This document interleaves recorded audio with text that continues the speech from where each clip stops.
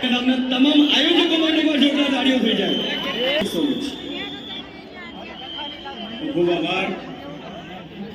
જબરજસ્ત ભક્તિમય વાતાવરણમાં આજે હનુમાન દાદાનો દિવસ છે. શનિવારનો વાર છે. હનુમાન દાદાના પણ અહીંયા આપણે બેસણા કરાયેલા છે.